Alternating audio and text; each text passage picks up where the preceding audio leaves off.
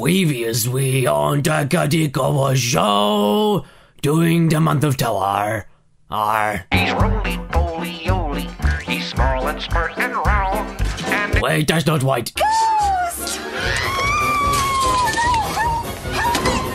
Oh yes, that's better. Greetings and salutations, my beautiful people, and right now you are right bang dot in the middle of a massive two-parter big Halloween extravaganza Caddicarus episode spectacular. So this part, I'm afraid, will make no sense without the first part. So please either go into the first line in the description or click on my hideous face to go and see what this shit's all about. Now, where were we? Ah yes, Tim and Chris are both dicks that deserve each other. Okay, that's a stretch, but either way, Tim promises he'll make it up to his son by not only cancelling pre-existing plans to go to the random meeting he wasn't warned about, but also having dinner and playing baseball with him in the evening, in a stunt that he likes to call Wild and Crazy Guy Day! No. No, it's not. Yes, it is! That's so stupid. That seriously can't be what it's called. Yes, it is! Gutenberg, I'm seriously not in the mood to argue with you, so if you don't stop right now, I'll burn your stupidly high up to your nipple trousers clean off! Right. Thank you. And he also says it's apparently written down on that. Gutenberg, that's a donut. It's not written there. Yes, it is! Go! Wild and Crazy Guy Day! Now Chris is happy, yet Casper is depressed. We're getting there, movie, very slowly. Hey, Casper, did you hear? Dad and I are going to the batting cage tonight. No, because I just got here, you fucking simpleton. How could I have heard it from you, you fucking... So Chris tells Casper he'll teach him in the ways of ghosts again, in the middle of a school where everyone can see him? And he tries to phase through walls again, leading to this happening, and yet another stupidly over-the-top reaction. What'd I say? Oh, and this happens in a kid's movie. I need you! Right now! Yeah, please, just roll the slapping scene. Thank you. Now Chris takes Casper to the library where even more people can see, and it's quiet as the dead, so they'll get spotted even easier. And look, the bullies again. Those darn bullies. It was almost like they were waiting around the corner to ambush Chris, like demon souls. Oh, and the sass that this kid has? That's only because daydreamers don't have any real friends. He will go far in life. They say this library is haunted. By who? Ernest Hauntingway? Not funny. So Casper fucks around with the bullies and then...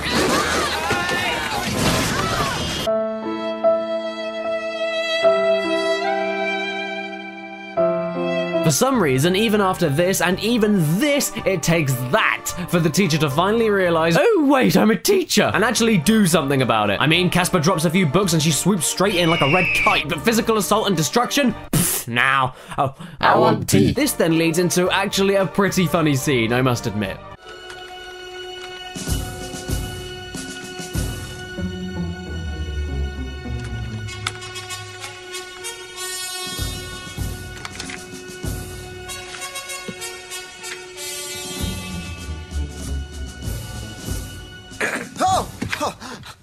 I'm sorry.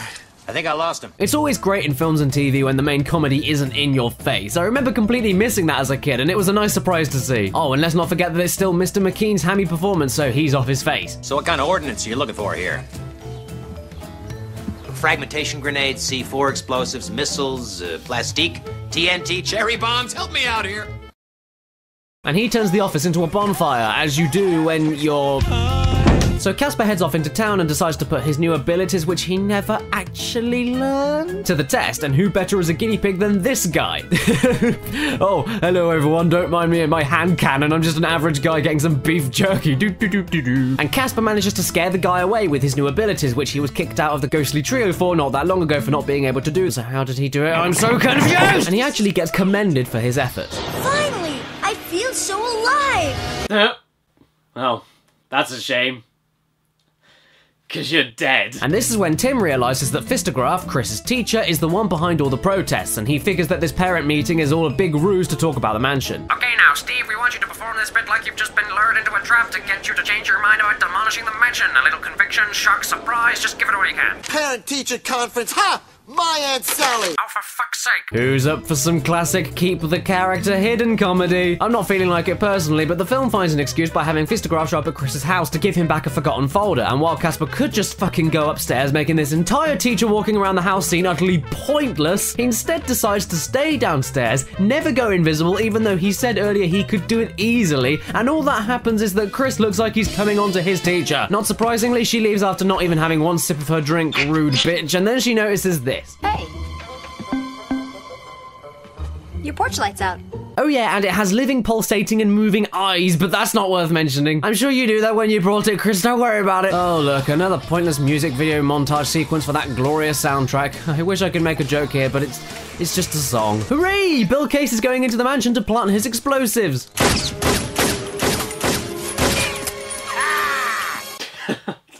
This guy is the spice in my life. So not only does Kibosh hear about Casper's supposed illegal haunting techniques through Snivel, I will dismiss you, but so do the ghostly trio through the newspaper. That was Casper, I tell ya. He's going around town doing good deeds for everyone. Oh, damn it, oh, you better dash off and stop him. What to do, huh? And then we cut to the dinner scene we've been building up since. Wild and Crazy Guy Day! And it starts off, well, I wouldn't say smoothly. You never pay attention to me. I mean, you don't come to my baseball games, or take me to the movies, or listen to what I say. Wait, kid, I know your dad has forgotten stuff and has been bogged down with work, but I think you're being a bit unreasonable here, especially since I've seen no evidence of this and you decide to bring this up right before he actually planned to stay in for a cool night with you two after you forcefully arranged something with him and caught him off guard, and he wanted to cancel all of his pre-existing plans to spend this cool night with you. You kid, you fucking dick. And you know how I know that you're a dick? Because kid is what you get when you say dick backwards. And it gets worse because Chris didn't want a single interruption on their night together, so he decides to intercept and end a simple phone call from Mayor Rodney Dangerfield. Dude, he wasn't going anywhere. He was just answering the phone. What the hell is up your ass? Is it your mother? Because she isn't around anymore?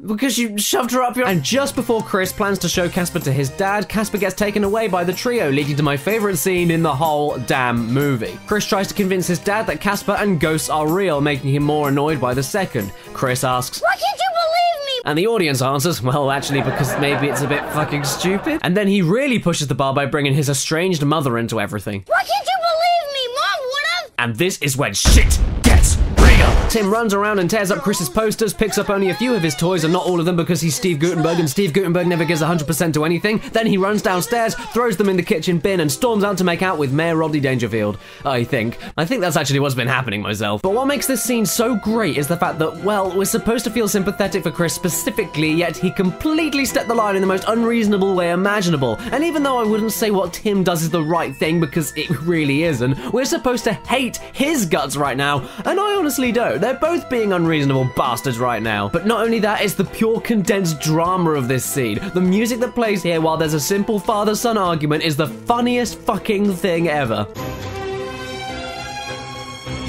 Chris! You clean this up! I've just seen the mayor! Am I the only one that finds that so damn funny? Because it tickles me under the chin. And then Chris runs away to then run into an ironically happy family that just came back from a baseball match that he was supposed to go to and have his night completely ruined. And then the bullies come back because they somehow follow Chris's every single fucking move because they have nothing better to do, and then they capture him and take him to the Applegate mansion to lock him in a room for revenge against what happened earlier at the school. But unbeknownst to everyone, there's a bomb in the house, remember? But something tells me that this kid secretly knows about it. You are gonna die. Holy shit, dude, that was dark. I just find it rather funny how out of anyone in this entire class, Chris is the one that gets picked on, despite him being one of the more witty, confident, and passionate kids in the entire film. Why is he being bullied exactly? I'm not complaining as such, but he's not exactly an easy target, and he doesn't take shit from these bullies, so what are they getting out of it? Not to mention, have you seen what happens when you fuck with him? His G Casper gets involved. Casper. It's nice not to have the stereotypical nerd kid being bullied because why not? But why does he say he has no friends at all and is constantly alone when he seems like a nice, confident and talkative kid? It makes no sense to me. He should have some friends, even one. I mean, don't be cruel, movie. Anyway, we then cut back to these morons who get suddenly spotted and captured by Kibosh, leading me to question that if it was that easy to find them, why weren't they found much earlier than just now? So, where's Chrysler? Oh look, Kibosh forgot Casper's name again, and the running joke came back only an hour later. And then the trio get captured, and he gets it wrong again. Now, to find your little protege, Tanker. Oh, Kibosh. Oh no, the explosives are armed, Tim can't find Chris, and Casper appears and scares the shit out of a baseball bat wielding Steve Gutenberg. It's all happening in this house. You here? Boy, Chris was right. You really don't have an imagination. Oh right, so that was Tim's problem this whole movie. He just needed an imagination this whole time. That would have fixed everything. Oh wait, isn't he a sketch artist for building contractors? No imagination, talentless, 17%, hack! And I suppose this was the day that Gutenberg forgot how to act, because not only does he not appear to give a single fuck about the fact his only son has run away, but it takes a badly animated translucent flying sperm to tell him that him and his son need each other. Find him. You need each other. You're right, Casper. We do need each other, and we love each other. I love my son. Oh, thank you, Casper. I forgot for a second.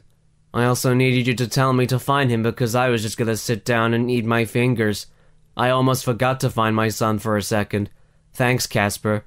I love my son. And after this, Casper makes a huge assumption that Chris is at the Applegate mansion, and everyone freaks the fuck out because... That's gonna blow in 15 minutes!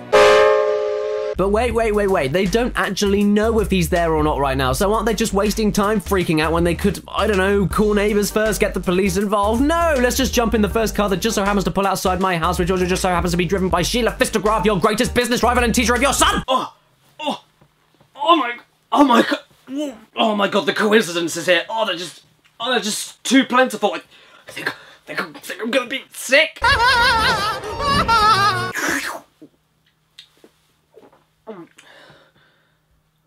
Oh wait, even my vomit wasn't worth exposing to that wretched noise. So Casper finds Chris, but Snivel finds Casper, so he runs off to tell Kibosh. The Sniveler has sniveled his finest snivel!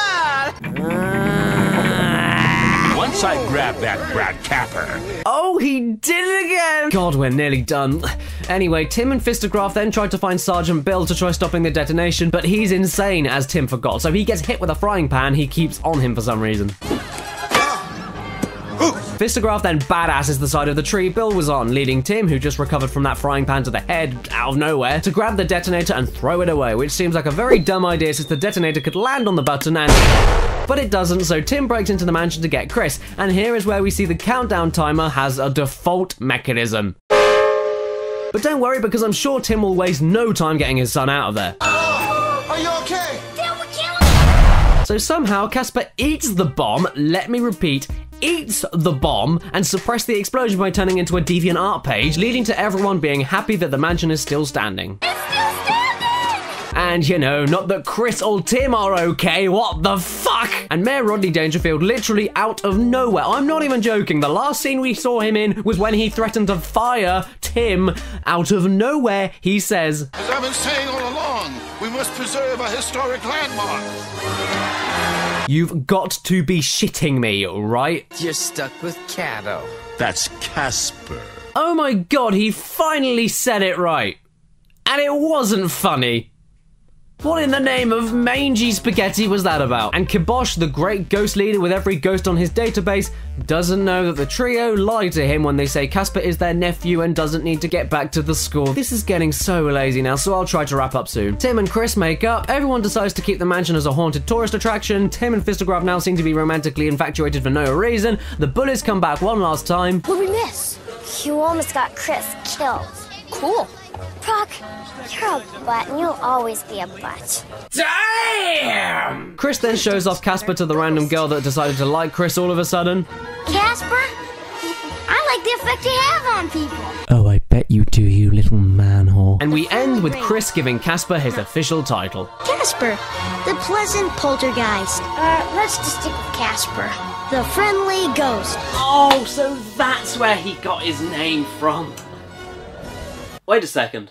Wait a second. What does Wikipedia say? The film shows how Casper became a ghost. That's not even a truthful fact! Wikipedia lied to me. Can you even imagine? Boo!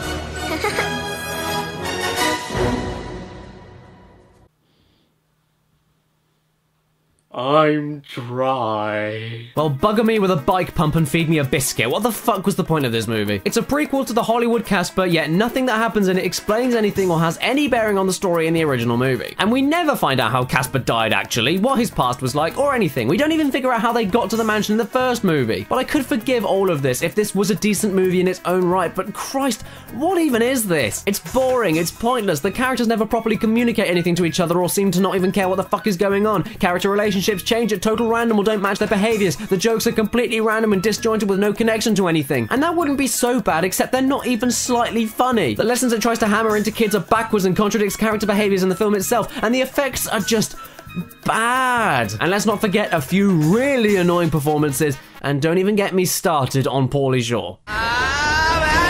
There you have it, everyone, my first proper video series about a movie.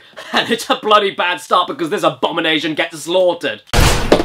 And I don't even think I need to explain why that is. It's not funny, it's not scary, it's not emotional, it's not interesting. It's just terrible. I mean, okay, it does get very, very entertaining occasionally from how bad it gets, but just generally, it's god-awful. For something that I used to adore as a kid, Casper: A Spirited Beginning has not held up well at all, not even slightly. Oh, the things that age does to you, But anyway, happy Halloween everybody, and thanks so much for watching all parts of this video series if you watched all parts of it anyway, and let's hope that your Halloween is much scarier than that piece of shit. And make sure that your trick-or-treating is safe and Casperless. And maybe, Pauly Shoreless as well, because if it's not, then that would be terrible. Paper covers rock, to lose buckwheat rock. Hey everyone, I hope you enjoyed the month of terror, but before it ends, why don't you head to the description to pick up this limited edition Dead Space print from thepixelempire.com. And you can get this and many other designs on the site from movies, TV shows, and games for 15% off of anything that you want if you use the coupon code CADDY in big capital letters. That's my treat to you for watching this video today. Thank you so much. Also, they ship internationally, and these bundles of limited edition designs are on a half price off sale right now, so go and go and go. Hello everyone, thanks so much for watching this two-part video series. If you watched all of it anyway, it means so much to me if you did. And please like, comment, share, and subscribe if you did enjoy it, because that shows more support than you could even possibly imagine, and it makes these videos come out at the same rate that they always do. The support is genuinely very much appreciated, and more videos like this can be made if you guys decide to show it, so thank you if you decide to do that. Please check the description to go to my Games Grabber collection, where you can see what games I'm buying and playing and see what equipment I use for my videos. That's pretty cool as well. And of course, if it's your birthday or watching this video, happy frickin' birthday to you, and please remember to stay beautiful. Oh, the coincidences here. Oh, they're just too plentiful. I think... Hey, Mum. Honey. Yeah? I love you. I love you. Do it again. I